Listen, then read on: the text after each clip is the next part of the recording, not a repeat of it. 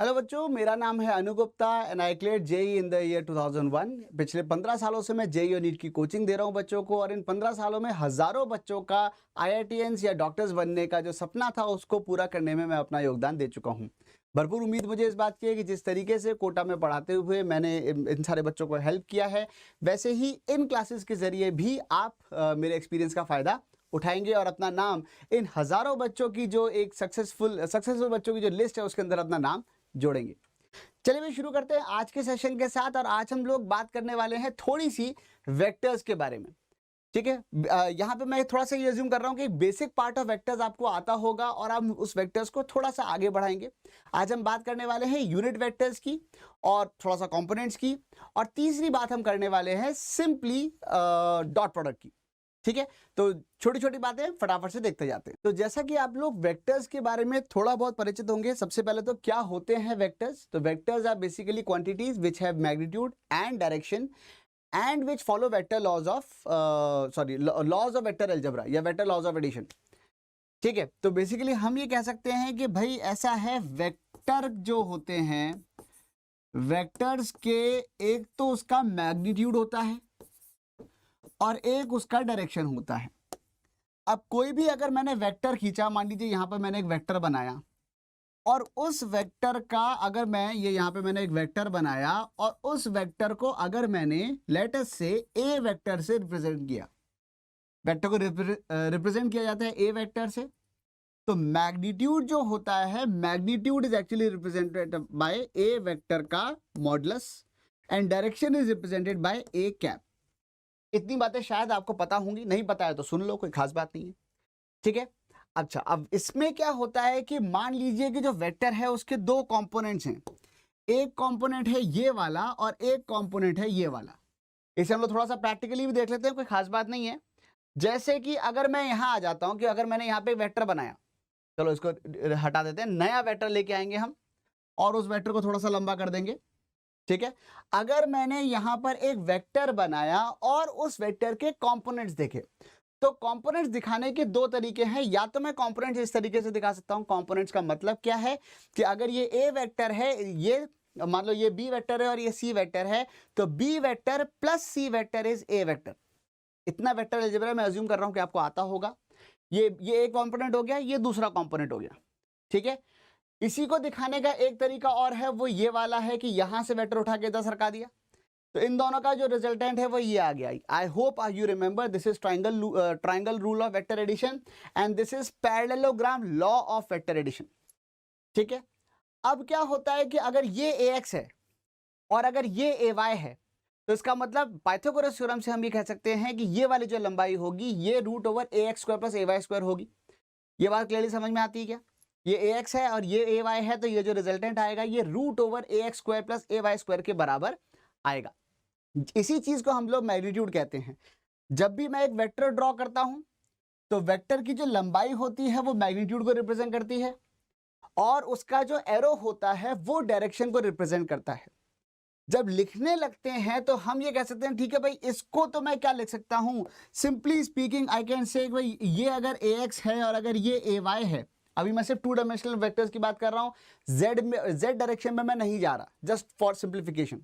तो अगर यहाँ पे ax है और ये ay है, और उस केस में मैंने कहा बताओ ये रिजल्टेंट की वैल्यू कितनी आएगी, तो भाई पाइथागोरस थ्योरम की हेल्प से मैं ये कह सकता हूं कि ये root over ax square plus ay square बन जाएगा। अब सिंपल सी बात है, इसका मतलब मॉड्यूलस ऑफ ए वेक्टर यानी कि मैग्नीट्यूड यानी कि लंबाई ऑफ वेक्टर आ गई है root over ax square plus ay square. तो इसको तो हमने बहुत ही चालाकी के साथ यहाँ पे root over ax square plus ay square कह दिया। बेसिकली ax क्या कहलाएगा?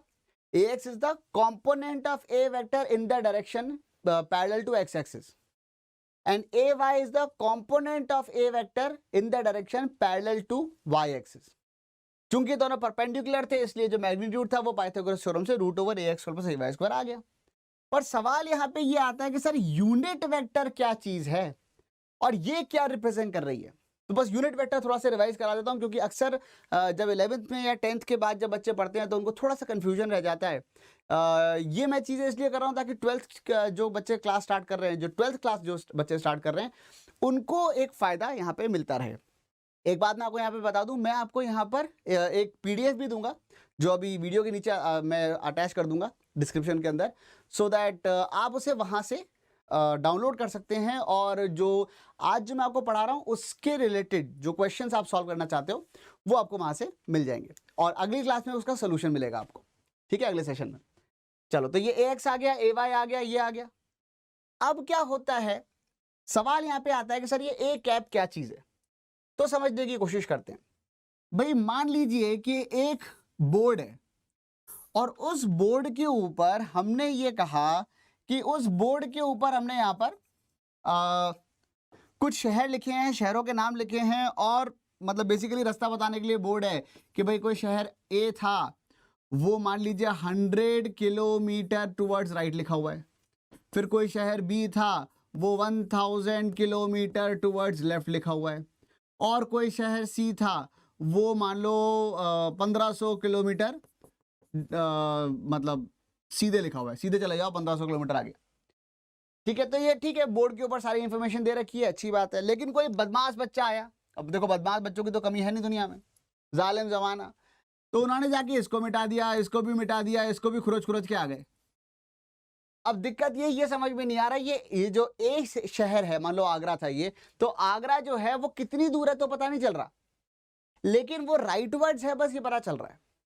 तो बस यूनिट वेक्टर एग्जैक्टली ये वेक्टर है। पहले होता क्या है कि किसी भी वेक्टर के बारे में अगर हम लोग बात करते हैं तो जैसे मैंने आपको बताया कि उसका एक मैग्नीट्यूड होता है और उसका एक डायरेक्शन होता है। मैग्नीट्यूड में भी दो चीजें होती हैं, एक उसकी न्यूमेरिकल वैल्यू होती है और दूसरा उसकी यूनिट होती है, ठीक है। भाई आपने ये कहा कि 100 तो न्यूमेरिकल वैल्यू हो गई, किलोमीटर्स उसकी यूनिट हो गई, इन दोनों को मिला के जो बनता है वो मैग्नीट्यूड है। अब किसी ने मैग्नीट्यूड उड़ा दिया वेक्टर्स में से, मैंने अगर कहा 100 किलोमीटर उधर, तो वो समझ में आता है भाई कि मतलब पूरा अच्छे से डिफाइन हुआ कि ये आगरा कहां पर है। लेकिन अब किसी ने 100 किलोमीटर उड़ा दिया, अब से उधर रह गया। बेसिकली अब ये बोर्ड सिर्फ कुछ नहीं कह रहा, आंख मुंह बंद करके खड़ा है और बस उधर की तरफ इशारा कर रहा है, निकल लो बस, अब मुझे नहीं पता कुछ क्या है वहां पर। तो ये जो चीज है उसी को हम लोग यूनिट वेक्टर कहते हैं। सवाल ये है कि यूनिट वेक्टर निकाला कैसे जाएगा। रिप्रेजेंट करते हैं एक कैप से, टोपी बना दो एक के ऊपर, ठीक है। नॉर्मली कोई भी वेक्टर रिप्रेजेंट होता है तो वो ए वेक्टर से रिप्रेजेंट होता है। मॉडुलस किससे रिप्रेजेंट होता है, ए वेक्टर के मॉडुलस से, मतलब ऐसे मॉडुलस लगा दिया, ठीक है। इसकी वैल्यू हमने अभी अभी निकाली, √AX² प्लस AY² आ जाती है अगर 2 डायमेंशनल हो। अगर 3 डायमेंशनल वेक्टर होता है तो AX² plus AY² plus AZ² का पूरे का रूट बन जाता है। ये वाली बातें आपने शायद पहले पढ़ी होंगी, ठीक है। अब ए कैप निकालने का तरीका क्या है, देखो सिंपल सी बात है, कोई सा भी जो वेक्टर है, that vector is basically given by a vector is equal to magnitude and direction. तो अगर मुझे ए कैप चाहिए तो वो आएगा a vector upon modulus of a vector, ठीक है। बस यही डेफिनेशन है किसी भी यूनिट वेक्टर की। अब जैसे अगर मैंने आपसे ये कहा कि ए वेक्टर तो ठीक है, अब देखो किसी भी वेक्टर का डायरेक्शन अगर मुझे निकालना है, मैंने कहा कि भाई राम था, वो 10 मीटर नॉर्थ चला, फिर उसके बाद वो 5 मीटर ईस्ट चला, फिर उसके बाद 2 मीटर वेस्ट चला, फिर कुछ मीटर साउथ चला, तो ये नॉर्थ ईस्ट वेस्ट साउथ या किसी और तरीके से हमने बोला कि भाई 45 degree north of east, 30 degree east of west, या इस तरीके की अगर हमने बातें करी तो ये बातें वैसे ठीक है, लेकिन इनको मैथमेटिकली कैसे डिफाइन करें, ठीक है। यूनिट वेक्टर नॉर्थ के डायरेक्शन में या वेस्ट के डायरेक्शन में या ईस्ट के डायरेक्शन में या साउथ के डायरेक्शन में तो नहीं होगा। तो उसको डिफाइन करने का तरीका क्या है, अब उसको और अच्छे से समझने के लिए, वेक्टर्स को और बढ़िया से समझने के लिए जो हमने काम किया वो था ये वाला। वेक्टर्स को और अच्छे से समझने के लिए जो हमने काम किया वो था कि भाई हमने कहा कि ठीक है ये रहा y और ये रहा x, ठीक है। अब मुझे वो वेक्टर चाहिए जो यूनिट वेक्टर हो। अच्छा, यूनिट वेक्टर का मैग्नीट्यूड कितना है, मैग्नीट्यूड तो 1 हो गया, जितना भाई यहां पे 100 किलोमीटर, मान लो 100 किलोमीटर ईस्ट लिखा था, तो और यहां पे ये 100 किलोमीटर से डिवाइड कर दिया, तो 100 किलोमीटर और 100 किलोमीटर तो कट गए ना ऊपर नीचे, तो सिर्फ ईस्ट रह गया। तो ए कैप सिर्फ ईस्ट बता रहा है, तो उसका जो मैग्नीट्यूड होगा एक यूनिट ही होगा और यूनिट उसकी नहीं होगी मैग्नीट्यूड 1 होगा और यूनिट नहीं होगी। ठीक है, यूनिट तो कट गई ऊपर नीचे, किलोमीटर भी कट गए, 100 भी कट गया, बचा तो सिर्फ आंख बंद करके उधर इशारा करके खड़ा है, बाकी कुछ नहीं पता उसको। तो magnitude of unit vector is 1 is a unity. ठीक है, अब होता यह है कि भाई एक्स के डायरेक्शन में यूनिट वेक्टर, वाई, अब हर डायरेक्शन में यूनिट वेक्टर तो नहीं लिख सकते। जैसे कि अगर मैंने यहां पे कहा कि भाई एक वेक्टर इधर था, तो इस वेक्टर के डायरेक्शन में यूनिट वेक्टर बताओ।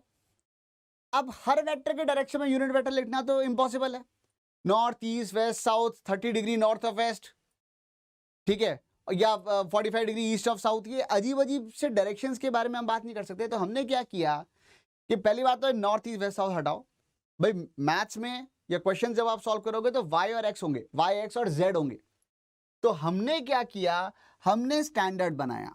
स्टैंडर्ड क्या बनाया कि पॉजिटिव एक्स एक्सिस के डायरेक्शन में जो यूनिट वेक्टर है उसको बोला आई कैप, पॉजिटिव वाई एक्सिस की डायरेक्शन में जो यूनिट वेक्टर है उसको बोला जे कैप, और पॉजिटिव जेड एक्सिस के डायरेक्शन में जो यूनिट वेक्टर है उसको बोला के कैप। ठीक है, तो एक्स हो गया, वाई हो गया, बाहर की तरफ आ गया जेड। अच्छा, ऐसे ही इसका उल्टा, तो ये माइनस आई कैप हो गया डायरेक्शन, ये नीचे वाला माइनस जे कैप हो गया डायरेक्शन, और तीसरा हो जाएगा आपका ये माइनस जे कैप, और बाहर की तरफ के कैप, अंदर की तरफ माइनस के कैप। बाहर को एक्चुअली डॉट से रिप्रेजेंट करते हैं तो वो के कैप हो गया, अंदर को क्रॉस से रिप्रेजेंट करते हैं, क्रॉस से रिप्रेजेंट करते हैं अंदर को, तो वो माइनस के कैप हो गया। ठीक है, इस तरीके से हमने यूनिट वेक्टर तोड़े। अभी हम लोग मतलब जेड डायरेक्शन की बात नहीं करें तो बेहतर है, पहले एक्स और वाई समझ लें। अब इस हिसाब से मैंने अगर कोई भी वेक्टर ऐसे लिखा, ठीक है, अगर मैंने मान लो कि एक यहां पे एक वेक्टर पकड़ा, ठीक है, चलो इसको हटा देता हूं, एक नया वेक्टर लेके आए बिल्कुल ताजा तरीन, ये एक वेक्टर है साहब, दिख रहा है वेक्टर। इस वेक्टर के दो कंपोनेंट हो सकते हैं। अगर हम लोग parallelogram law of vector addition से देखें तो एक वेक्टर ये रहा, एक कंपोनेंट ये रहा, एक कंपोनेंट ये रहा, ये एक्स के अलोंग वाला, ये वाई के अलोंग वाला। ठीक है, या फिर इसी को मैं ट्राइंगल रूल से देखूं तो वो इस तरीके का दिखेगा, ये ए एक्स है, ये ए वाई है, तो रूट ओवर ए एक्स प्लस ए वाई स्क्वायर आ ही जाएगा। वो तो मैग्नीट्यूड की बात हो गई। अगर मैं यहाँ पे कंपोनेंट्स की बात कर रहा हूं तो अब से मैं इस कंपोनेंट को क्या बोलूंगा, अगर मुझे कोई डायरेक्शन बता दिया जाए तो, मतलब अगर कोई मुझे एंगल वगैरह बता दे, अगर किसी ने मुझसे ये कहा, एक मिनट, अगर मान लो किसी ने मुझसे कहा, किसी भले आदमी ने, कि भाई यहां पे ए वेक्टर है और ये वाला जो एंगल है ये थीटा है, तो बताओ कि इसका इधर वाला कंपोनेंट कितना, इतना, इसका इधर वाला कंपोनेंट क्या है। तो मेरे ख्याल से आपको ये बात समझ में आ जाएगी कि इसका इधर वाला जो कंपोनेंट है ये तो बन जाएगा इतना लंबा, और इधर वाला कंपोनेंट बन जाएगा ये वाला, ये हो गया ए कॉस थीटा, और ये बन जाएगा ए साइन थीटा। तो इसी खुशी में मैं ए वेक्टर को क्या बोल पाऊंगा, ए वेक्टर को मैं बोल पाऊंगा ए कॉस थीटा आई कैप और प्लस ए साइन थीटा जे कैप। ए वेक्टर हो जाएगा ए कॉस थीटा आई कैप प्लस ए साइन थीटा जे कैप। ठीक है, इस फॉर्म को हम लोग प्यार से, ये जो फॉर्म है, इस फॉर्म को हम लोग प्यार से यूनिट वेक्टर फॉर्म के नाम से जानते हैं। ये कहलाती है यूनिट वेक्टर फॉर्म। ठीक है, this is called unit vector form. मतलब आई कैप जे कैप या के कैप के फॉर्म में जब लिखते हैं किसी वेक्टर को तो वो कहलाता है एक यूनिट वेक्टर फॉर्म। समझ में आ गई ये वाली बात। अब सिंपल सी बात यहां पे आ जाती है, किसी भी वेक्टर का अगर आपको मॉडुलस निकालना है या सॉरी उसका यूनिट वेक्टर निकालना है या मॉडुलस निकालना है तो सारी बेसिक इंफॉर्मेशन हमारे पास आ गई। एक दो क्वेश्चन करते हैं, जैसे कि अगर मैंने आपसे कहा कि भाई अगर मान लीजिए एक वेक्टर दे रखा है, ए vector is given by 2i cap plus 3j cap plus 4k cap, तो बताओ मुझे जल्दी से मेरे प्यारे बच्चों कि what is the modulus of a vector. तो that would be given by root over 2 का स्क्वायर प्लस 3 का स्क्वायर प्लस 4 का स्क्वायर। ठीक है, तो वो कितना हो जाएगा, 3 square is 16, 4 square is 9, 9 plus 16 25, 25 plus 4, ये आ जाएगा रूट 29 यूनिट्स, जो भी यूनिट थी क्वेश्चन की। ठीक है, लेकिन अगर यहीं पे मैं आपसे ये पूछता कि भाई मुझे तो ये बताओ what is the unit vector, तो यूनिट वेक्टर क्या बताया जा सकता है, यूनिट वेक्टर की वैल्यू आ जाएगी vector divided by its own modulus. By definition unit vector is vector divided by its own modulus. तो यहाँ पे एक्चुअली हो सकता है आपसे यूनिट अलग, ये वेक्टर जो है मैग्नीट्यूड आपको अलग से पूछे ही नहीं। अगर उन्होंने आपसे यूनिट वेक्टर भी पूछ लिया तो यूनिट वेक्टर की वैल्यू क्या हो जाएगी, वो हो जाएगी 2i cap plus 3j cap plus 4k cap upon root 29। That is how you calculate a unit vector. समझ में आ गई बच्चों ये वाली बात? किसी भी वेक्टर का यूनिट वेक्टर। एक एग्जांपल और लेते हैं।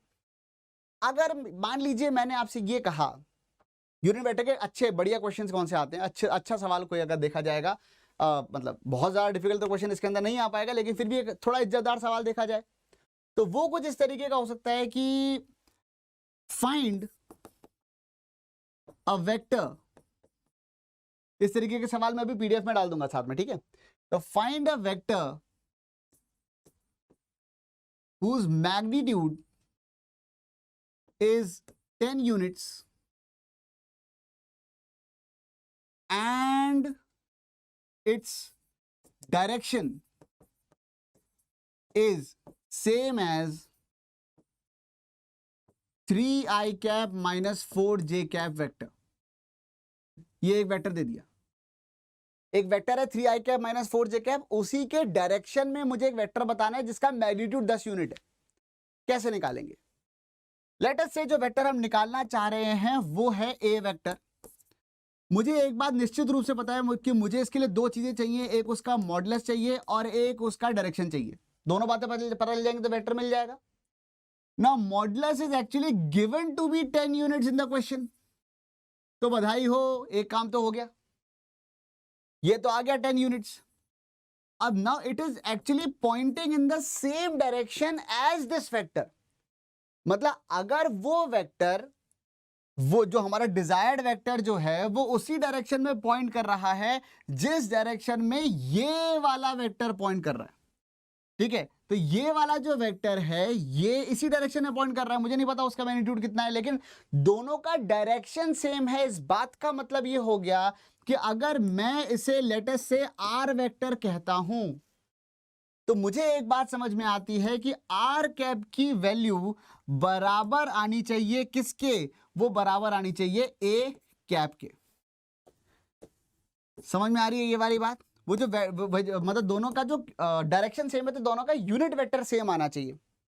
अब आर कैप का यूनिट वेक्टर क्या होगा, या आर वेक्टर का यूनिट वेक्टर क्या होगा? तो आर वेक्टर, अगर मैं बात कर रहा हूं आर कैप की, तो हम ये कह सकते हैं कि R cap is equal to R vector upon modulus of R vector. R vector है 3i cap minus 4j cap और divided by modulus, divide by magnitude. Magnitude कैसे निकलेगा? 3 स्क्वायर प्लस माइनस 4 का स्क्वायर। कोई हैरानी परेशानी, कोई चीज डिफिकल्ट लग रही हो तो बताते जाना, ठीक है? मतलब बताते जाना मतलब कमेंट्स में लिख देना ठीक है? तो मैं आई ट्राई टू एक्सप्लेन कि भाई कहाँ पे क्या गलती हुई, या फिर हो सकता है कि उसके ऊपर मैं कोई फर्दर वीडियो भी बना दूं, ठीक है? तो यहाँ पे कितना आ गया? ये आ गया 3i cap minus 4j cap upon, ध्यान से देखो नीचे क्या लिखा हुआ है, 3 स्क्वायर इज 9 माइनस 4 का स्क्वायर इज 16, 9 प्लस 16 कितना हो जाएगा? 25। तो ये आ जाएगा रूट 25। इसका मतलब ये आ गया 3i cap minus 4j cap upon 5। अब जैसे ही ये 5 आया तो इसका मतलब क्या? ये तो आपने आ गया मैग्नीट्यूड, सॉरी ये आ गया यूनिट वेक्टर। मैग्नीट्यूड ऊपर से पहले से लिखा हुआ था। इसी खुशी में मैं ये कह सकता हूं कि अब ए वेक्टर कितना आया भैया? तो ए वेक्टर की बात अगर हम निकालेंगे तो भाई यूनिट तो आई गई 10 multiplied by a cap. A cap is 3i cap minus 4j cap upon 5। 5 से ये कटा, ये 2 हो गया और ये आंसर आ गया हमारा 6i cap minus 8j cap, ठीक है? तो इस तरीके से हम लोग यूनिट वेक्टर्स को यूज करते हैं और उसका मतलब उसकी जो एक्सप्लेनेशन है वो इस तरीके से। अगर आपको और भी कुछ क्वेश्चंस हैं जो मैं आपको अभी पीडीएफ के अंदर अपलोड कर रहा हूं साथ में, जो नीचे डिस्क्रिप्शन में आपको मिल जाएंगे, तो वो आप डाउनलोड करके अटेम्प्ट कर लो। नेक्स्ट वाले जो सेशन है उसके अंदर मैं उसको डिस्कस भी करूंगा। अब नेक्स्ट जो चीज देखते हैं वो है dot product. Now what exactly is dot product? देखिए, डॉट प्रोडक्ट मतलब बेसिकली मैंने दो वेक्टर्स को ऐसे मल्टीप्लाई किया कि उनका जो रिजल्टेंट आया वो एक स्केलर क्वांटिटी आई। अगर मैं कहता हूं कि ए वेक्टर डॉट बी वेक्टर लिखा जा रहा है तो इसका मतलब ये होता है कि ये ए वेक्टर का मॉडुलस इंटू बी वेक्टर का मॉडुलस इंटू कॉस थीटा होता है। अगर यहाँ पे दो वेक्टर्स बनाए जाएंगे, एक वेक्टर मान लो मैंने यहाँ बनाया ऐसे और एक वेक्टर यहाँ बनाया, ये ए वेक्टर था, ये बी वेक्टर था, ये बीच में एंगल था थीटा, तो ए डॉट बी को हम जब लिखते हैं तो वो हो जाता है A into B into cos theta. ठीक है, please note obviously theta angle निकालते टाइम हमेशा ध्यान रखना कि दोनों वेक्टर्स को हम लोग टेल टू टेल ज्वाइन करते हैं। ठीक है, इसके बारे में कुछ खास बातें। भाई पहली बात तो ये है कि जैसे ही हमने यहाँ पे डॉट प्रोडक्ट की बात करी तो ये कहा जा सकता है कि ए डॉट बी की वैल्यू ए बी होगी इफ cos थीटा इज 1 या बेसिकली थीटा इज 0।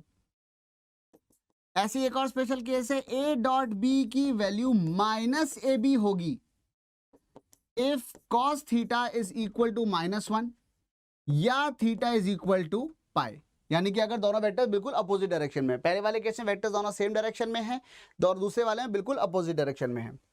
और तीसरी खास बात आती है, ए डॉट बी की जो वैल्यू है वो 0 होती है if cos theta is 0 and that happens when theta is pi by 2। यानी कि अगर दो वेक्टर आपस में परपेंडिकुलर होते हैं तो उस केस में इनका डॉट प्रोडक्ट जो है वो हमेशा 0 आता है। समझ में आ गई इतनी सी बात? चलिए आगे बढ़ते हैं। डॉट प्रोडक्ट कम्यूटेटिव होता है, इसका मतलब ये कि अगर मैं यहां पे बात कर रहा हूं a डॉट b की तो वही एक्चुअली बी डॉट ए के बराबर भी होता है, क्योंकि बेसिकली दोनों ही ए बी कॉस थीटा के बराबर ही आते हैं। तो इसलिए ए डॉट बी और बी डॉट ए दोनों ही सेम होते हैं। हाँ ऑब्वियसली क्योंकि ए डॉट बी एक स्केलर क्वांटिटी है, उसका डायरेक्शन होता भी नहीं है तो, और मैग्नीट्यूड सिर्फ इतना सा रहता है, तो A B cos theta same ही आता है। एक और इंपॉर्टेंट बात जो आती है डॉट प्रोडक्ट के बारे में वो ये है कि अगर मैं यहाँ पे किसी वेक्टर का उसके खुद के साथ डॉट ले लूं, यानी कि ए वेक्टर डॉट ए वेक्टर क्या बन जाएगा, वो बन जाएगा ए इंटू कॉस 0, यानी कि वो बन जाएगा ए स्क्वायर। सिमिलरली यहां पे और भी कई सारे लोग हैं हमारे पास, जैसे कि एक है आई डॉट आई, वो क्या आएगा जल्दी से बताओ। आई डॉट आई, पॉज करते, जब मैं पूछूं जल्दी से बताओ तो पॉज करके खुद से दिमाग लगा के फिर उसके बाद प्ले कर लेना। तो आई डॉट आई वो क्या बन जाएगा 1। ऐसे जे डॉट जे क्या बन जाएगा 1, के डॉट के क्या बन जाएगा 1, आई डॉट जे क्या बनेगा, वो बनेगा 0। क्यों? क्योंकि आई कैप है एक्स के डायरेक्शन में अभी बताया था और जे कैप है वाई के डायरेक्शन में, दोनों के बीच में एंगल क्या है 90 डिग्री, तो डॉट प्रोडक्ट हो जाएगा 0। ऐसे जे डॉट के भी बन जाएगा 0 और के कैप डॉट आई कैप भी बन जाएगा 0। ठीक है, तो ये कुछ बेसिक बातें हुई वेक्टर डॉट प्रोडक्ट के बारे में। अगली जो चीज आती है वो ये है कि अगर मुझे मान लीजिए कि कभी कोई गंदा सा वेक्टर है, चलो मैं एक एग्जांपल लेके बताता हूं आपको। लेट अस से मुझे पता चला एक ए वेक्टर है 2i cap plus 3j cap और एक बी वेक्टर है i cap minus j cap और मुझे इन दोनों का डॉट लेना है। तो what is A dot B? अब एक्चुअली इसका मॉडुलस निकालो, इसका मॉडुलस निकालो, फिर दोनों के बीच का एंगल निकालो, तो वो तो बड़ा भारी काम है। तो इसलिए हम क्या करते हैं, ए डॉट बी के बारे में फिर हम ये कहते हैं ये हो जाएगा, this would be given by 2i cap plus 3j cap dot i cap minus j cap. और जैसे नॉर्मली अलजेब्रा में मल्टीप्लाई किया जाता है वैसे ही हम इसको यहाँ पर मल्टीप्लाई करते हैं। तो ये क्या बन जाएगा 2i cap dot i cap, तो 2i cap dot i cap, फिर minus 2i dot j plus 3j dot i और minus 3j dot j। Now what is j dot j? That is 1, i dot i 1, i dot j 0, j dot i 0। तो ये term और ये term तो 0 हो गए और ये बन गया 2 और वो बन गया -3 और रिजल्टेंट आ गया -1।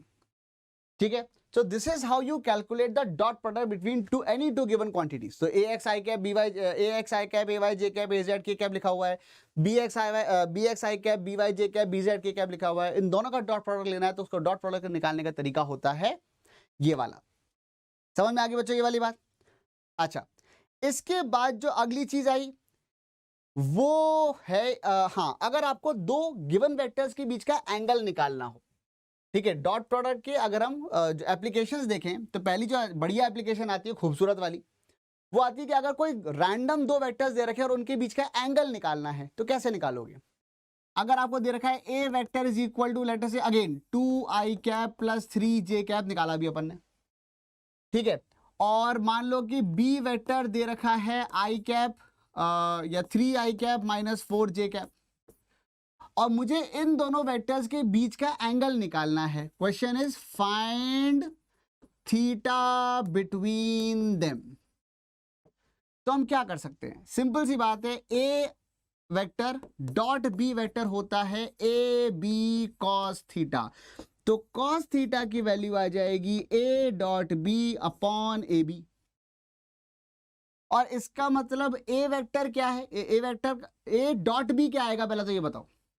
तो क्या आप यहीं से देख के बता सकते हो भाई, आई कैप और आई कैप वाले जब मल्टीप्लाई होंगे आपस में, आई कैप के कोफिशिएंट्स आपस में मल्टीप्लाई होंगे, वही लिखे जाएंगे. आई और जे के कोफिशिएंट्स को मल्टीप्लाई करोगे तो उनके साथ में आई डॉट जे भी लिखा हुआ आएगा. तो याद करो अभी अभी देखा था हमने यहाँ पे, सिर्फ बेसिकली इसको ये तो क्या पूरा लिख दिया, ये पहली और आखिरी बार लिखा था. आपको हमेशा क्या करना है, बस आई और आई के कोफिशिएंट्स को लिखा, कोफिशिएंट्स को मल्टीप्लाई किया, जे और जे के कोफिशिएंट्स को मल्टीप्लाई किया और ऐड करके लिख दिया. ऐसे अगर मैं यहां पर आता हूं तो यहां क्या आएगा, 3 इंटू 2 ये हो गया 6 और माइनस 12, 4 इंटू 3 12, ये आ गया माइनस 6. ठीक है, ये तो ए डॉट भी आया है, ये तो ए डॉट भी आया है. अभी इसको मैग्नीट्यूड से डिवाइड करना बाकी है. इसका मॉडुलस क्या है, 2 स्क्वायर प्लस 3 स्क्वायर का रूट, तो root over 13. 3 square is 9, 2 square is 4, 9 plus 4 13 multiplied by, और बी का मॉडुलस क्या है, रूट ओवर 25. ठीक है, चलो चलो ये तो 5 बन गया. तो बेसिकली मैं यहां से ये कह सकता हूं कि कॉस थीटा की वैल्यू अभी अभी रेफरेंशियल सूत्रों से पता चला है कि वो आ रही है -6 अपॉन 5 रूट 13. यानी कि अगर जरूरत पड़ जाए तो थीटा की वैल्यू है -6 कॉस इनवर्स. जरूरत अगर पड़ जाती है तो हम ये कह सकते हैं कि थीटा की जो वैल्यू है वो हो जाएगी कॉस इनवर्स -6 अपॉन 5 रूट 13. तो जो भी खैर डेटा होगा आपके पास, अगर अभी तो ये आया है, अगर कुछ और मतलब कॉस इनवर्स हाफ आ जाता तो हम 60 लिख देते फटाक से, ठीक है, या अगर मतलब माइनस हाफ आ जाता तो 120 लिख देते. तो इस तरीके की खैर कोई अच्छा सा कोई स्टैंडर्ड डेटा दे रखा हो तो बहुत अच्छी बात है, नहीं तो काम तो हमारा चल ही रहा है. समझ में आई ये वाली बात? अच्छा, इसके बाद हाँ, तो ये हुआ एक और चीज. एक और एप्लीकेशन होती है अगर आपके पास दो वेक्टर्स हों और आप उनमें से एक वेक्टर का कंपोनेंट दूसरे वेक्टर के डायरेक्शन में निकालना चाहो. ठीक है, तो अगर आपके पास मान लीजिए दो वेक्टर हैं, एक ये रहा लेटर से ए वेक्टर और एक यहां पर है लेटर से बी वेक्टर, और इन दोनों के बीच का जो खूबसूरत एंगल है वो थीटा दे रखा है. Now I need to find out the component of B vector parallel to A vector. Basically मुझे ये दूरी चाहिए. तो आप समझ सकते हो कि बेसिकली अगर मुझे ये चाहिए, अगर मैं यहां पे ये कह रहा हूं कि I need the component of B vector parallel to A vector, तो वो कैसे निकालेंगे? तो शायद आपको ये बात समझ में आए कि basically all I want is B cos theta. ठीक है, अगर मुझे बी कॉस थीटा ही चाहिए तो निकाल लो B cos theta. B cos theta कैसे निकलेगा? All I need is B cos theta, right. B cos theta क्या हो जाएगा? अभी तो कॉस थीटा निकाला था, तो बी कॉस थीटा कैसे निकाला जाएगा? बी कॉस थीटा निकालने का तरीका होगा कि बी लिखा और कॉस थीटा से मल्टीप्लाई कर दिया. कॉस थीटा क्या है याद करो, अभी लिखा था. कॉस थीटा क्या है? Cos theta is A vector, वो है ए vector dot B vector upon A B. In fact B से बी कट जाएगा। और ये अगर आप बहुत ध्यान से देखो तो यहाँ पे आपको एक और चीज खूबसूरत चीज नजर आएगी, ए वेक्टर अपॉन मॉडुलस ऑफ ए, यानी कि A cap dot B vector.